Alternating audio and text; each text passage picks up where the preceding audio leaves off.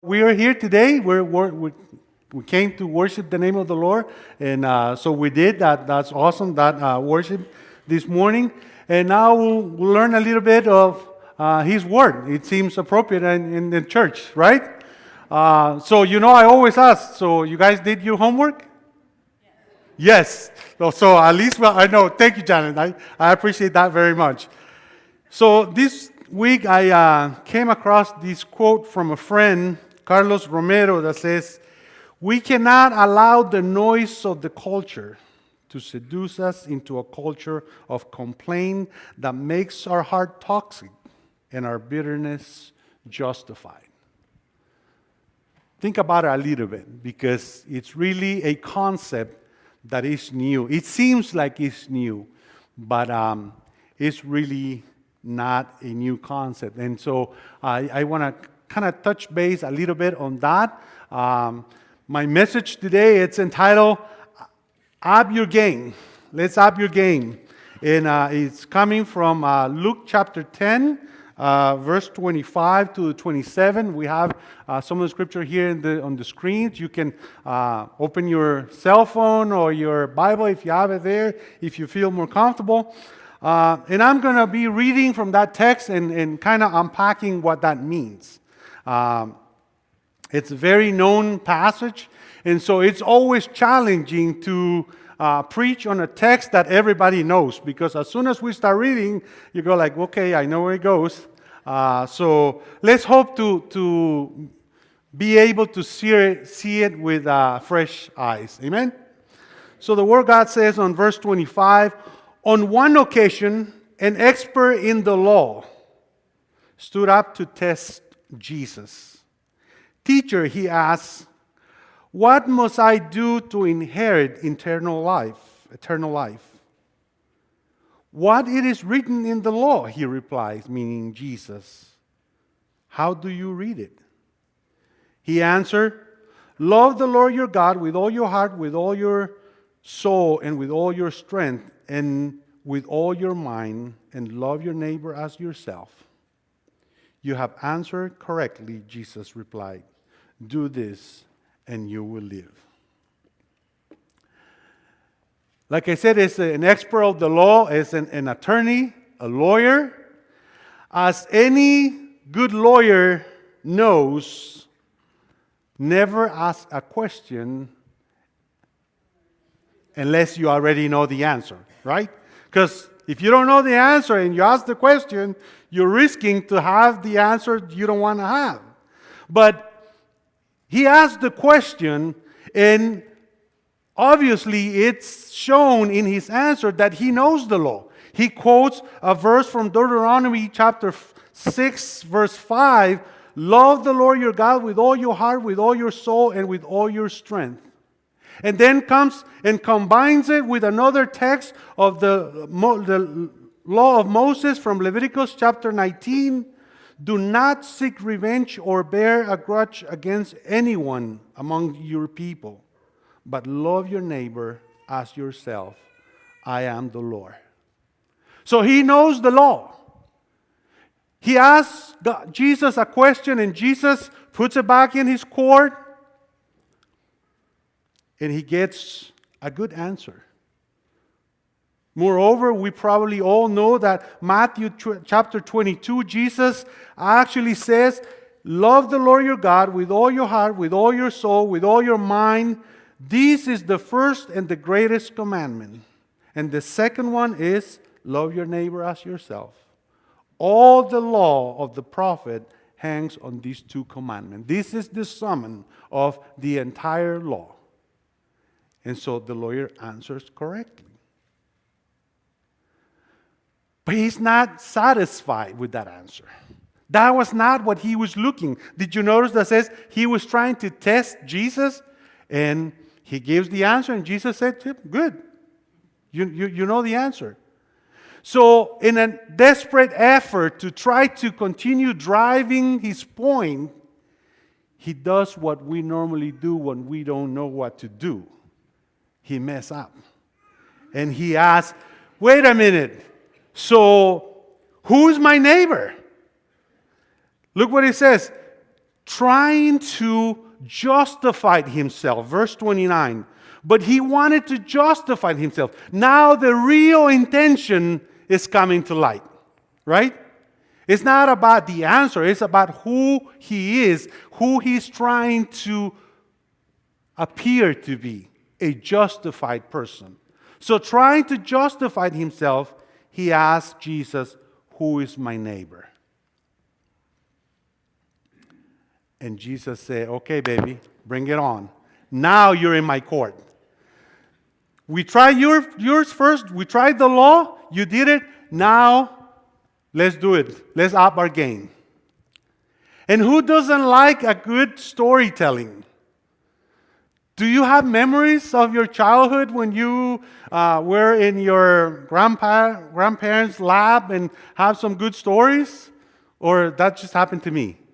I've told you several times that when I was a kid, I was sent to my uncle's farm to work.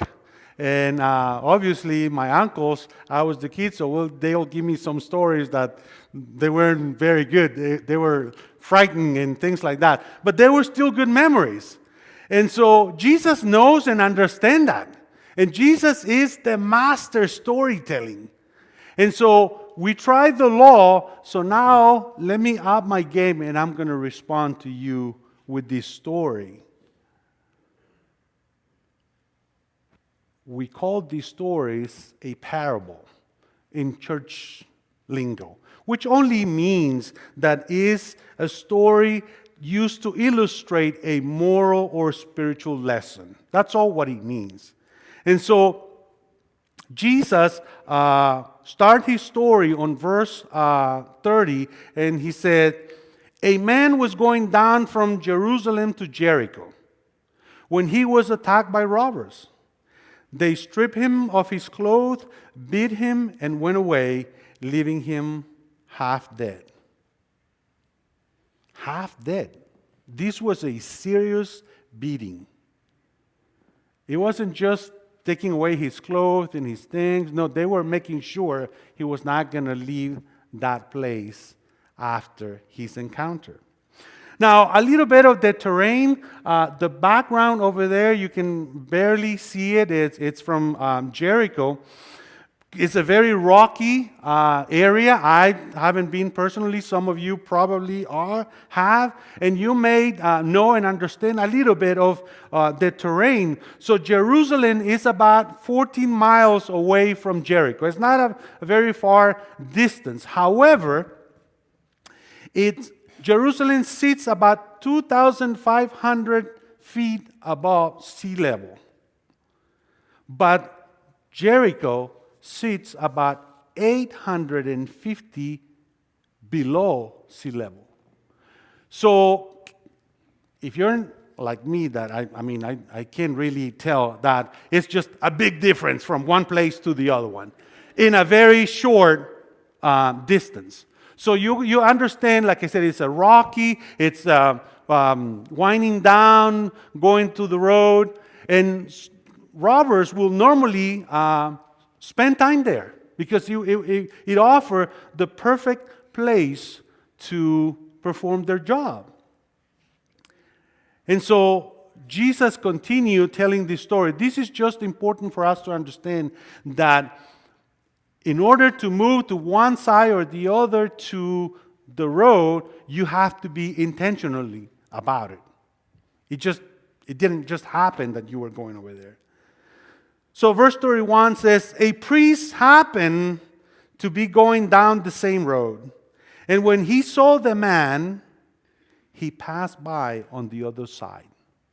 So the intention was like, I don't really want to lose my time over here, so let me just go the other way. Verse 32, "So too a Levite, when he came to the place and saw him, passed by on the other side." And there are a number of theories of why they did this or why they didn't do the other. I just want to tell you, the expectation that was placed on the role failed. It was expected that they will act in a different way. and none of the two did what it was expected.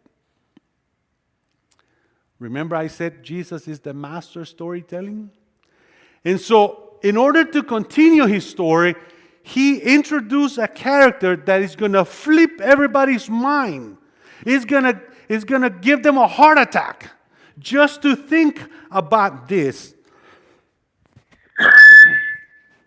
I'm sorry. Verse 33 says, but a Samaritan, as he traveled, came where the man was. Let me just stop right there. What's the name of this story? The Good Samaritan. See how quick we know the name of the story? Now, do you understand that in the time that Jesus is telling this story, good and Samaritan are those words that don't go together? It will never occur to anybody to put these two words together. So much so that when Jesus is talking about who he is in John chapter 8, verse 48, the Jews answer him, aren't we right to say that you're a Samaritan and a demon possessed? So that you have a clear vision of what was their understanding of who a Samaritan was. Closer to a demon-possessed person. And yet, he came and he moved intentionally to where this man was. And when he saw him, he took pity on him. Other translations said that he had compassion. Compassion is not the same as empathy. Though the concepts are related, while empathy refers more to the general ability to take someone's perspective. Kind of like thoughts and prayer. We're going to see this man over there in the middle of the road, and we're going to have some good thoughts, and we're going to pray for him and then go on our way. Is that what the story is telling about? No, there's compassion. There's a desire to engage, to have actions, to move, to do something about it. He cared for him. He tended his wounds. He went to him and bandaged his wounds. He poured oil and wine, which was a customary thing to do. Then he put the man on his own donkey, brought him to an inn, and took care of him. The next day, he took out 2 denarii and gave them to the innkeeper. Look after him, he said, and when I return, I will reimburse you for any extra expense you may have. Number 1, he cared for him. He was intentional about it. He tended his wounds, but he didn't left it over there. He put it in his own transportation, took it to the inn, a place that he could stay safe and care for. He cared for the entire night of these men. How do I know that? Because it says the next morning. So he stayed with him the entire night, caring for him. Now he says he gave him 2 denarii.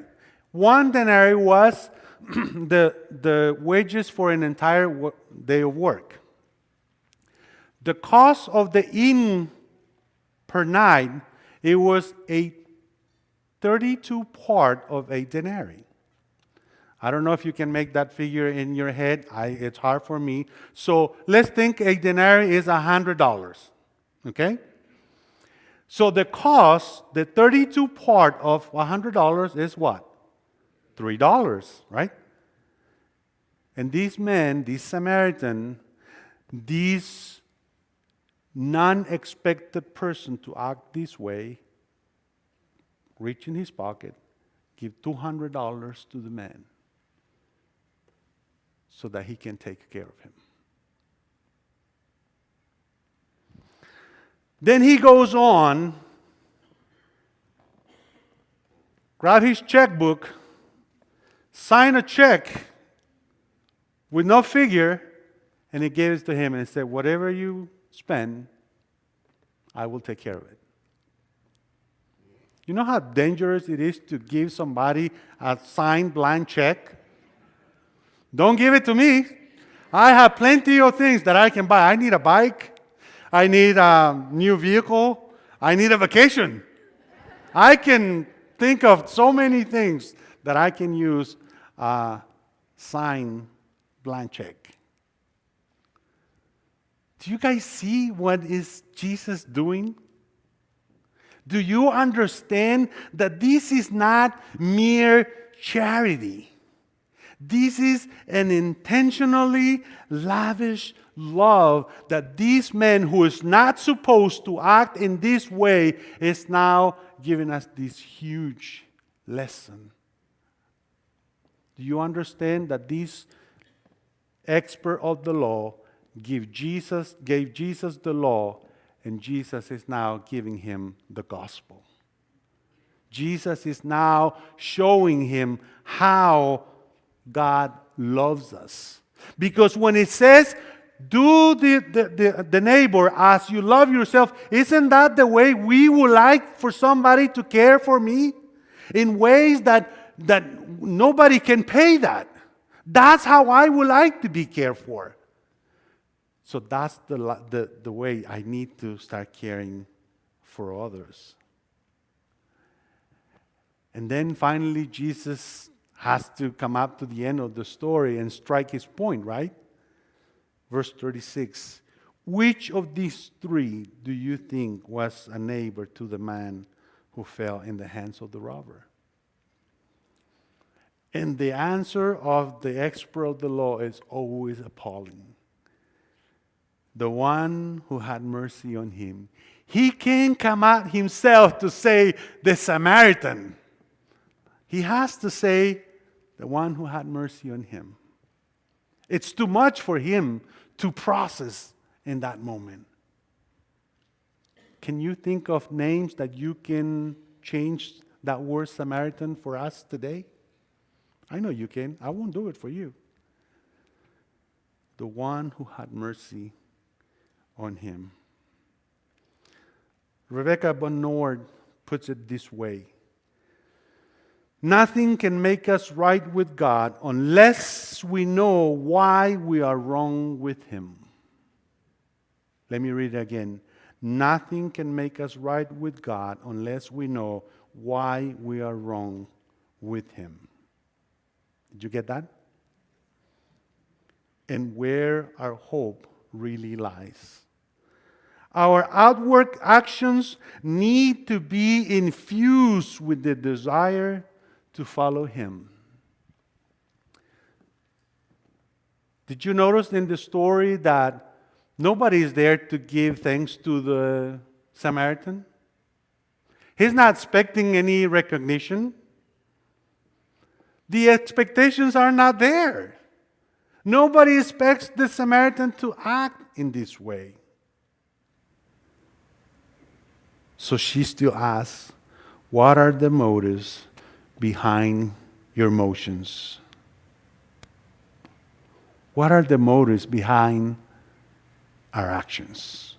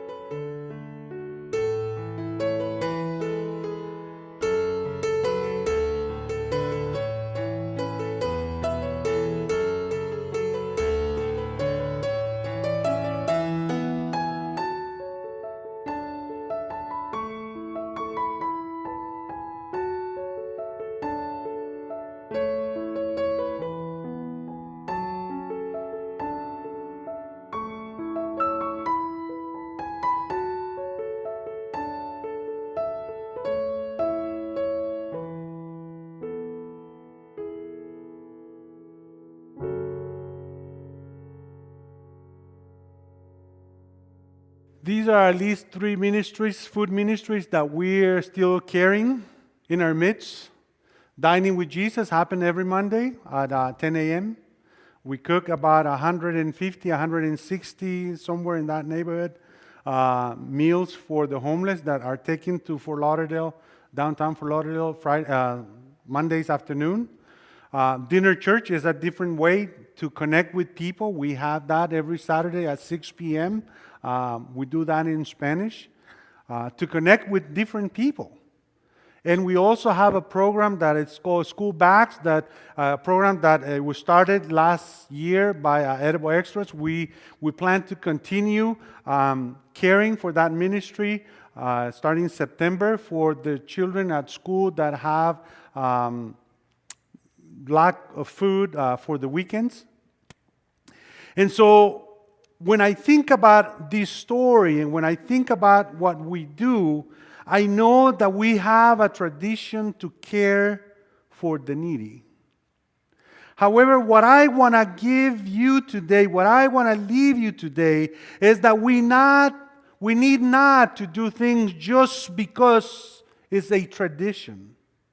Traditions are good, but they're not enough. John Wesley said, "Earn all you can, save all you can, give all you can." But this is not talking about, like I said, mere charity. It's that lavish love that Jesus presented to us in that story. Moreover, James chapter 2 says, "Show me your faith without deeds, and I will show you my faith by my deeds." We don't act in certain ways so that we can become. No, we act because we have become something. Then it's a reflection of who we are. It's part of our DNA. That is what Jesus is trying to say. But all along, you know what's the interesting part of this text? The expert of the law is asking the wrong question. The wrong question. The question is not, who is my neighbor? The question is, how can I be a neighbor? That's the question for you. That's the question for me. How can I be a neighbor? We in most of our paper of the church, we have these. I have it in my card. It says what? We love first. We love first. No questions asked. Do we really know what that means? How can I be a neighbor? That is the question that I want to leave you this morning.